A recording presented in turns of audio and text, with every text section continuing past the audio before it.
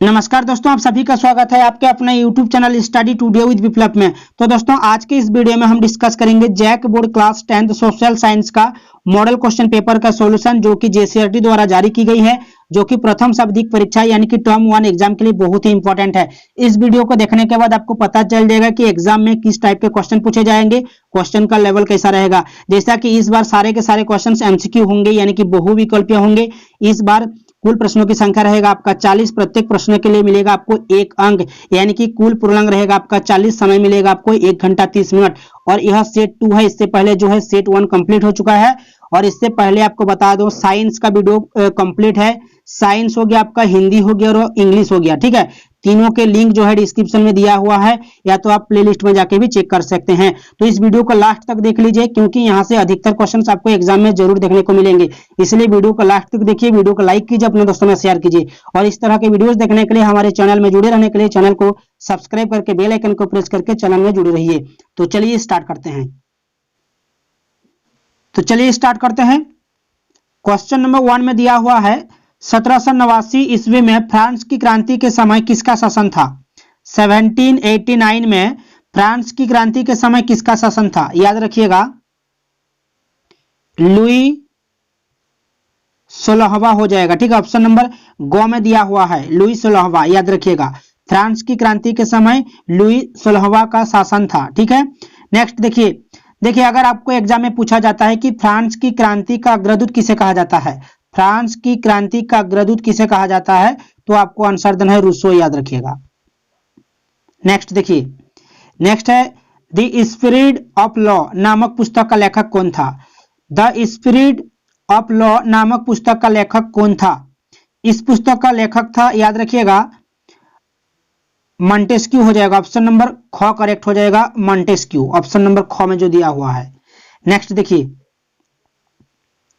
Next question है यह किसका कथन है, जब फ्रांस छींकता है तो बाकी यूरोप को सर्दी जुकाम हो जाता है। जब फ्रांस छींकता है तो बाकी यूरोप को सर्दी जुकाम हो जाता है, यह किसका कथन है, मैटरनिक का, याद रखिएगा। ऑप्शन क में जो दिया हुआ है मैटरनिक, ये आपका करेक्ट हो जाएगा। नेक्स्ट जर्मनी का एकीकरण कब पूरा हुआ। जर्मनी का एकीकरण कब पूरा हुआ, याद रखिएगा। 1871 हो जाएगा। ऑप्शन नंबर ग में दिया हुआ है 1871। जर्मनी का एकीकरण कब पूरा हुआ, 1866 से 1871।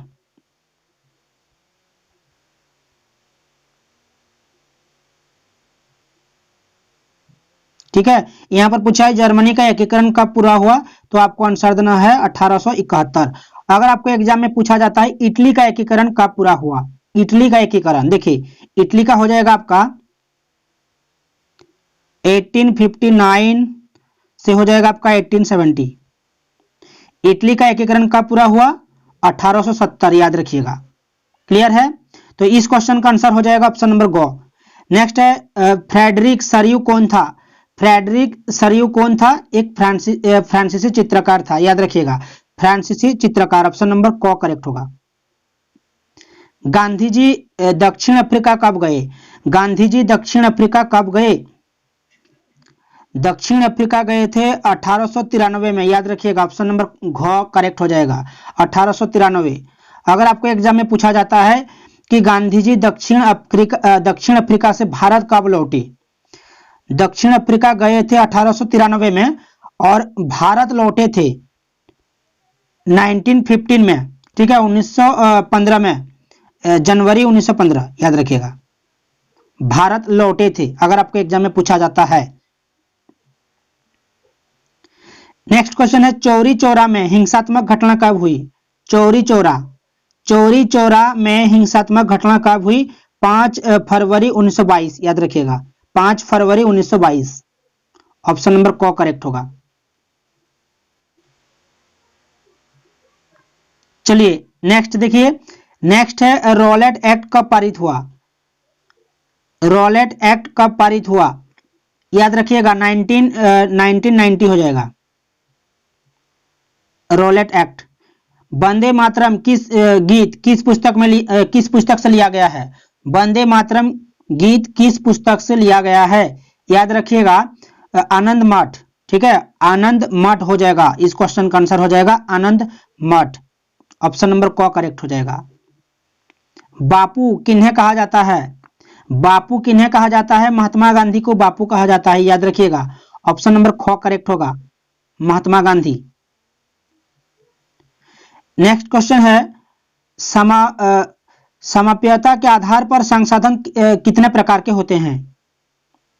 समाप्यता के आधार पर संसाधन कितने प्रकार के होते हैं? 2 प्रकार के होते हैं, याद रखिएगा, नवीकरणीय और अनवीकरणीय, ऑप्शन नंबर क करेक्ट होगा।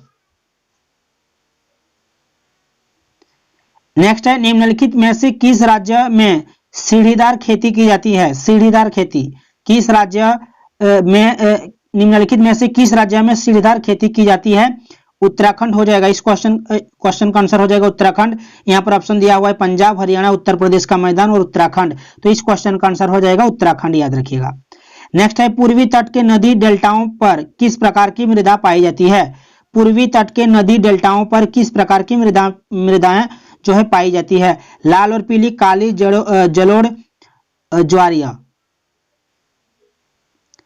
जलोढ़ हो जाएगा, ठीक है। पूर्वी तट के नदी डेल्टाओं पर जलोढ़ मृदा जो है पाई जाती है, ऑप्शन नंबर ग करेक्ट होगा।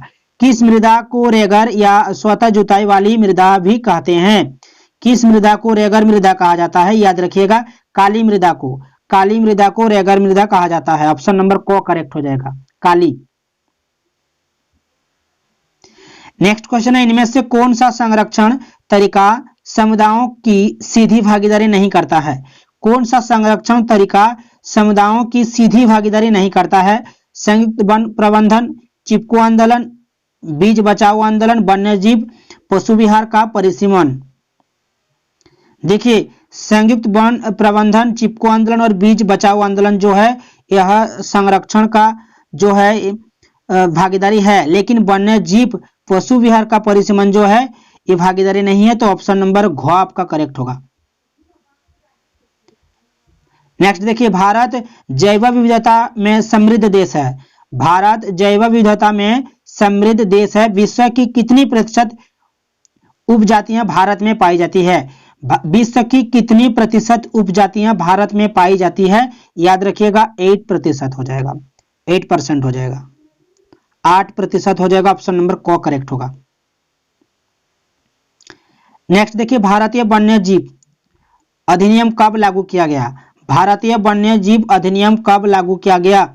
1972 हो जाएगा, ऑप्शन नंबर ग। चलिए नेक्स्ट क्वेश्चन देखिए, नेक्स्ट क्वेश्चन है भारत में बहुउद्देशीय नदी परियोजना को आधुनिक भारत का मंदिर किसने कहा? भारत में बहुउद्देशीय नदी परियोजना को आधुनिक भारत का मंदिर किसने कहा? जवाहरलाल नेहरू ने कहा था, याद रखिएगा, जवाहरलाल नेहरू। दामोदर नदी घाटी परियोजना किस राज्य में स्थित है? नेक्स्ट क्वेश्चन देखिए, दामोदर नदी घाटी परियोजना किस राज्य में स्थित है? झारखंड में, याद रखिएगा, झारखंड हो जाएगा। सरदार सरोवर बांध से कौन सा राज्य प्रभावित होता है? सरदार सरोवर बांध से कौन सा राज्य प्रभावित होता है? याद रखिएगा, गुजरात। सरदार सरोवर बांध गुजरात हो जाएगा, ऑप्शन नंबर ख। नेक्स्ट क्वेश्चन देखिए, औसत आय, औसत आय प्रति व्यक्ति आय जिसे कहा जाता है, औसत आय की गणना किस प्रकार की जाती है? देखिए, औसत आय की गणना जो है ना, देश की कुल आय को देश की कुल जनसंख्या से भाग देकर जो है औसत आय यानी कि प्रति व्यक्ति आय की गणना की जाती है, तो ऑप्शन नंबर को आपका करेक्ट हो जाएगा, देश की कुल आय भागा देश की कुल जनसंख्या, ऑप्शन नंबर को। नेक्स्ट क्वेश्चन देखिए, विभिन्न देशों के वर्गीकरण करने के लिए विश्व बैंक किस मापदंड का प्रयोग करता है? विभिन्न देशों के वर्गीकरण करने के लिए विश्व बैंक किस मापदंड का प्रयोग करता है? प्रति व्यक्ति आय, मानव विकास सूचकांक, सकल घरेलू उत्पाद या जनसंख्या? इनमें से करेक्ट हो जाएगा आपका प्रति व्यक्ति आय, ऑप्शन नंबर क। नवीकरणीय साधन का उदाहरण है नवीकरणीय का हो जाएगा आपका, यहाँ पर ऑप्शन दिया हुआ है, कोयला, पेट्रोल, भूमिगत जल, उपरोक्त सभी। देखिए, नवीकरणीय साधन होते हैं जैसे कि बाण हो गया, सौर ऊर्जा हो गया, पवन ऊर्जा हो गया, जल हो गया, ये सब। तो यहाँ पर जो है ऑप्शन में दिया हुआ है भूमिगत जल, तो आपका ऑप्शन नंबर ग करेक्ट हो जाएगा। नेक्स्ट है, लोगों के विकास के लक्ष्य डैश होते हैं? समान, अपरिवर्तित, भिन्न या परस्पर विरोधी, इनमें से कोई नहीं। लोगों के विकास के लक्ष्य भिन्न होते हैं या परस्पर विरोधी होते हैं, तो ऑप्शन नंबर ख आपका यहाँ पर करेक्ट हो जाएगा। नेक्स्ट क्वेश्चन देखिए, नेक्स्ट क्वेश्चन है, रामू एक किसान है। रामू एक किसान है जिसने अधिशेष गेहूं को एक आटा मिल के मालिक को 10 रुपया प्रति किलोग्राम की दर से बेचा। मिल मालिक ने बिस्कुट कंपनी को आटा 15 रुपये प्रति किलोग्राम की दर से बेच दिया। बिस्कुट कंपनी ने आटे के साथ चीनी एवं तेल जैसी चीजों का उपयोग कर बिस्कुट के 4 पैकेट बनाई और बाजार में उपभोक्ताओं को 80 रुपया में बिस्कुट बेचा। तो सकल घरेलू उत्पाद की गणना में उपर्युक्त में से किस वस्तु के मूल्य को लिया जाएगा? गेहूं या आटा या चीनी तेल या बिस्किट हो जाएगा आपका। ठीक है, देखिए यहाँ पर बोला है कि सकल घरेलू उत्पाद की गणना उपर्युक्त में से किस वस्तु के मूल्य को लिया जाएगा। देखिए यहाँ पर जो है अंतिम उत्पाद जो है बिस्कुट है, अंतिम उत्पाद जो है बिस्कुट है, और बिस्कुट में जो है मध्यवर्ती मूल्य को भी यहाँ पर शामिल किया गया है, जैसे कि गेहूं हो गया और आटा हो गया। तो इस क्वेश्चन का आंसर हो जाएगा आपका जो अंतिम उत्पाद है बिस्कुट हो जाएगा, ऑप्शन नंबर घ, याद रखिएगा। नेक्स्ट क्वेश्चन देखिए, विनिर्माण की क्रिया किस क्षेत्र का भाग है?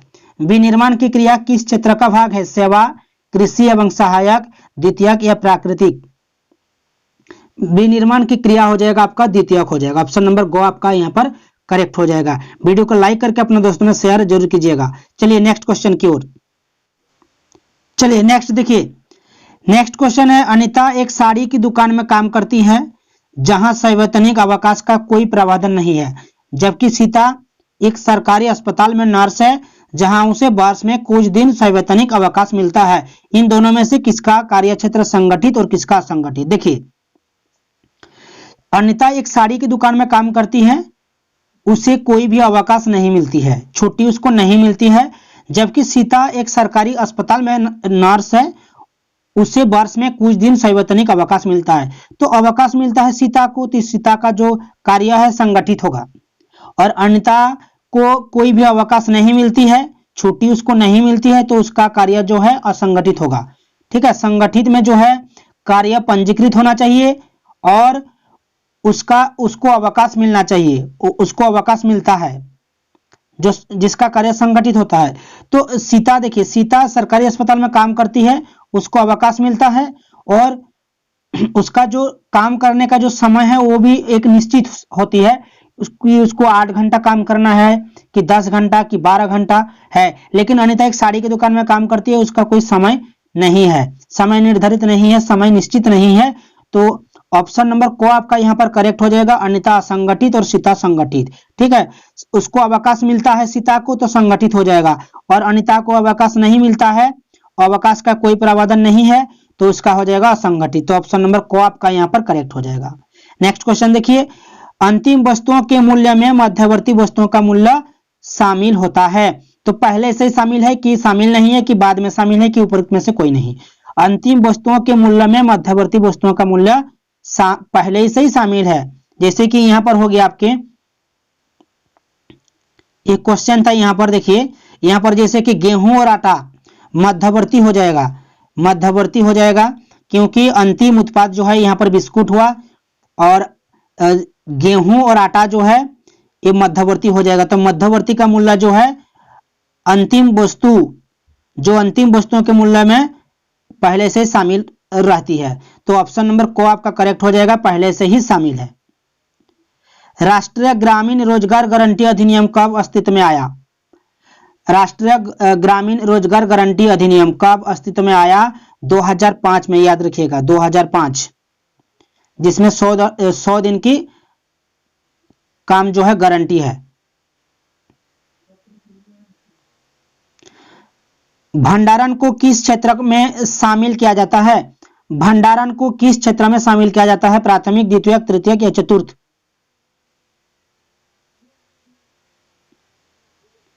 भंडारण को तृतीयक में शामिल किया जाता है, ऑप्शन नंबर ग करेक्ट होगा। संघीय शासन व्यवस्था के संबंध में निम्न में कौन असत्य है? संघीय शासन व्यवस्था देश की एकता की सुरक्षा करना और उसे बढ़ावा देना, सही है। क्षेत्रीय विविधताओं का सम्मान करना, सही है। विभिन्न स्तर की सरकारों के बीच सत्ता का बंटवारा, सही है। अदालतों को संविधान और विभिन्न स्तर की सरकारों के अधिकारों की व्याख्या का अधिकार न होना तो यह गलत बोला गया है, तो ऑप्शन नंबर घ आपका असत्य है। ऑप्शन नंबर घ इस क्वेश्चन का आंसर हो जाएगा। नेक्स्ट क्वेश्चन देखिए, बेल्जियम में फ्रेंच भाषा बोलने वाले का प्रतिशत कितना है? बेल्जियम में फ्रेंच भाषा बोलने वालों का प्रतिशत कितना है? 40%, याद रखिएगा। श्रीलंका में तमिल को कब राजभाषा घोषित किया गया है? श्रीलंका में तमिल को कब राजभाषा घोषित किया गया है? 1956, याद रखिएगा। ऑप्शन नंबर को करेक्ट होगा। नेक्स्ट क्वेश्चन देखिए, संविधान में कुल कितनी भाषाओं को अनुसूचित भाषाओं का दर्जा दिया गया है? संविधान में कुल कितनी भाषाओं को अनुसूचित भाषाओं का दर्जा दिया गया है? याद रखिएगा 22। नेक्स्ट क्वेश्चन देखिए, नेक्स्ट है, निम्न में कौन सुमेलित नहीं है? निम्न में कौन सुमेलित नहीं है? भारतीय संघ राष्ट्रपति, सही है। राज्य उपराष्ट्रपति, गलत है। राज्य और उपराष्ट्रपति, ये गलत होगा। एक राज्य के अंदर उपराष्ट्रपति नहीं होते हैं। नगर निगम मेयर, ये सही है। ग्राम पंचायत मुखिया सरपंच, एक करेक्ट है। तो ऑप्शन नंबर ख आपका जो है यहाँ पर सुमेलित नहीं है, तो ऑप्शन नंबर ख इस क्वेश्चन का आंसर हो जाएगा। एक राज्य के अंदर उपराष्ट्रपति नहीं हो सकता, तो ऑप्शन नंबर ख आपका यहाँ पर करेक्ट हो जाएगा। नेक्स्ट क्वेश्चन देखिए, 7 पार्टी अलायंस सप्तदलीय गठबंधन का गठन किस देश में किया गया था? नेपाल के अंदर किया गया था, नेपाल, याद रखिएगा। बोलीविया किस महाद्वीप में अवस्थित है? बोलीविया किस महाद्वीप में अवस्थित है?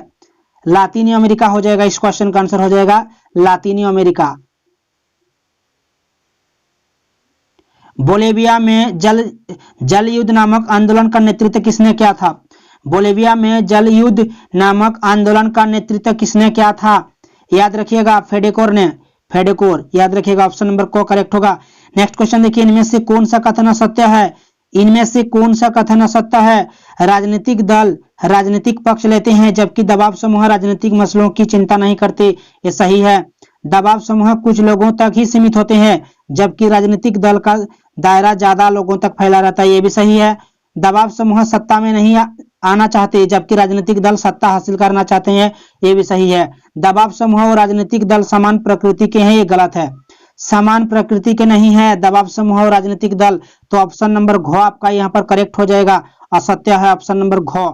नेक्स्ट क्वेश्चन देखिए, अंतिम क्वेश्चन है, नेपाल में SPA 7 पार्टी अलायंस, नेपाल में SPA 7 पार्टी अलायंस ने किसे अंतरिम सरकार का प्रधानमंत्री चुना था? किसे अंतरिम सरकार का प्रधानमंत्री चुना था? यहाँ पर देखिए ऑप्शन में दिया हुआ है गिरिजा प्रसाद कोराइला, राजा ज्ञानेंद्र, राजा वीरेंद्र या राजा महेंद्र। इनमें से करेक्ट हो जाएगा गिरिजा प्रसाद कोराइला, ऑप्शन नंबर को आपका यहाँ पर करेक्ट हो जाएगा। तो दोस्तों ये थे 40 VVI MCQs, 40 VVI MCQs जो कि टर्म 1 एग्जाम के लिए बहुत ही इंपॉर्टेंट है। वीडियो को अगर अच्छा लगा है तो वीडियो को लाइक करके अपने दोस्तों में शेयर कर दीजिए और इस तरह के वीडियोस देखने के लिए हमारे चैनल में जुड़े रहने के लिए चैनल को सब्सक्राइब करके बेल आइकन को प्रेस करके ऑल पे क्लिक करके रखिए, क्योंकि इस चैनल में ऐसे वीडियोस मिलती रहती हैं। तो दोस्तों मिलते हैं नेक्स्ट वीडियो में, तब तक के लिए बाय, थैंक यू।